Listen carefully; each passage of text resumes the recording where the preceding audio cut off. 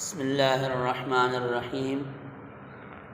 آپ کے سامنے نکاح کے مسائل شروع کیے تھے، ان میں اگلا مسئلہ جہیز دینا۔ آج معاشرے میں جہیز کی وجہ سے بچیاں بوڑھی ہو جاتی ہیں، ان کی شادی نہیں ہوتی۔ پہلے جہیز کچھ عرصہ پہلے مرد پر لازم ہوتا تھا، تو جو مرد غریب ہوتا تھا وہ شادی سے رہ جاتا تھا۔ اب یہ عورت کے خاندان پر ڈال دیا گیا ہے، تو عورت کا والد اگر غریب ہے تو ساری زندگی بچی بیٹھ رہے گی، اس کی شادی نہیں ہو سکتی ہے، تو یہ غلط ہے۔ جہیز دینا کوئی لازمی نہیں ہے۔ ایک بندے کو اللہ نے توفیق دی ہے، وہ جتنا سامان دیتا ہے دے، اس میں کوئی مسئلہ نہیں ہے، لیکن اگر توفیق نہیں ہے تو شادی کا حصہ نہیں ہے جہیز دینا۔ اب نبی کریم حضرت محمد مصطفیٰ صلی اللہ علیہ وسلم نے حضرت فاطمہ رضی اللہ عنہ کا جہیز دیا تھا، اور اس کی وجہ یہ بنی تھی کہ ابو طالب یہ غریب آدمی تھا جو آپ سمجھ کے چچا تھا۔ اللہ کے نبی نے حضرت عباس نے سے فرمایا تھا کہ ان کے اولاد کو تقسیم کر لیتے ہیں، تو حضرت علی کرم اللہ وجہ کی پرورش چونکہ اللہ کے نبی نے فرمائی، اب یہ نہیں کہ گھر میں بڑے ہوئے تھے، اب ان کے پاس کچھ بھی نہیں تھا،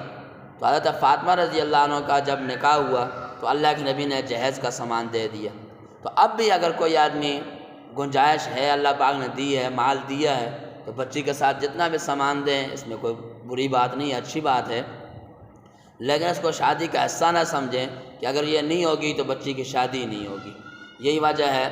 اگر ان چیزوں کے بعد آپ شادی نہیں کریں گے، زمین میں فساد پھیلے گا، ایک مسئلہ۔ دوسرا مسئلہ رخصتی کی دعوت۔ میں نے پہلے بھی عرض کیا تھا کہ شادی میں ولیمہ صرف لڑکے پر ہے، شادی میں بچی پر نہیں ہے۔ البتہ فتح محمودیہ میں ایک بات لکھی ہے کہ مثلا بچی ایک شہر کی ہے، بچہ دوسرے شہر کا ہے اور کافی فاصلہ ہے، وہاں سے جب یہ آئیں گے تو یہ مہمان کہلائیں گے، اگر آپ روٹی نہیں کھلائیں گے تو کہاں سے کھائیں گے وہ؟ تو اس لیے مہمان سمجھ کر اگر بارات والے لوگ آتے ہیں اور بچے گھر میں آئے ہیں، دور سے آئے ہیں، مثال کے طور پر اب یہاں مانسہرہ میں ہیں، وہ پنڈی سے آئے ہیں، اب پنڈی اور مانسہرہ میں بڑا فاصلہ ہے، اب لازماً ایسے لوگوں کو کھانا کھلانا پڑے گا، اور یہ مہمان ہونے کی حیثیت سے نہ کہ وہ بچے کی رخصتی کی روٹی، جس کی حدیث کی وجہ سے من کان یؤمن باللہ والیوم الآخر فلیکرم ضیفہ، تو اس کی وجہ سے ان کو کھانا کھلایا جائے گا، اس وجہ سے نہیں کہ بچے کی ولیمہ ہے۔ شریعت نے بچے کا ولیمہ یہ منقول نہیں ہے، اس لیے حتی الامکان کوشش کی جائے کہ جتنا رسم و رواج ان پہ کنٹرول کیا جائے، تاکہ معاشرے کے اندر جتنا زیادہ نکاح ہوں گے، جتنے نکاح میں سہولت ہوگی، اتنا زنا مہنگا ہوگا، اور جتنا نکاح کو مشکل بنائیں گے